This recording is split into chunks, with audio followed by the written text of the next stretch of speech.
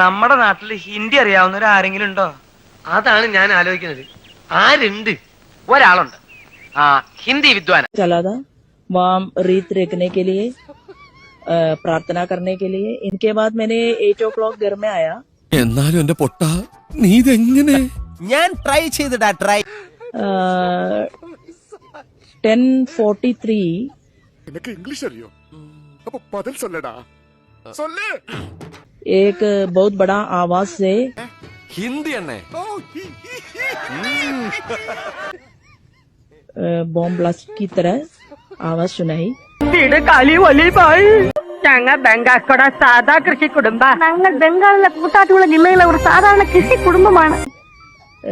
Opposite 2 घर है, left side में भी एक घर है.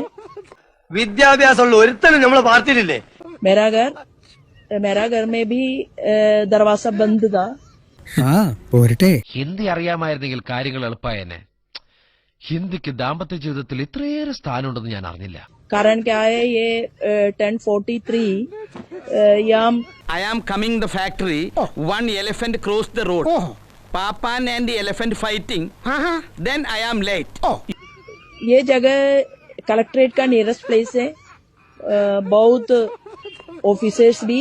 അയ്യപ്പനാച്ചന് ഹിന്ദി ഒട്ടും അറിഞ്ഞൂടെ? അത് ശരി, മലയാളം തന്നെ നല്ലോണം അറിഞ്ഞുകൂടാത്ത ആളാണ് ഞാൻ ഹിന്ദിയും കൂടി പഠിക്കുന്നത്.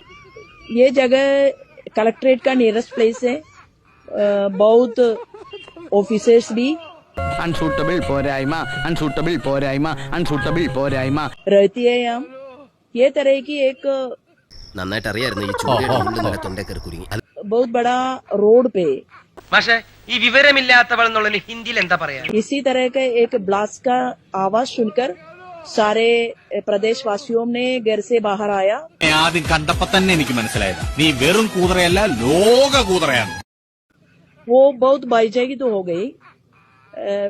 मेरे को भी क्या है, പുസ്തകത്തിന്റെ കാശ് പോയേ.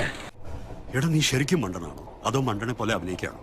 ശരിക്കും മണ്ടനാണ്. നീ ഞാനിവിടെ നിന്ന് ഡയലോഗ് പറഞ്ഞ കരഞ്ഞു പോകും. ഉസ്മാനെ രക്ഷപ്പെട്ടോ.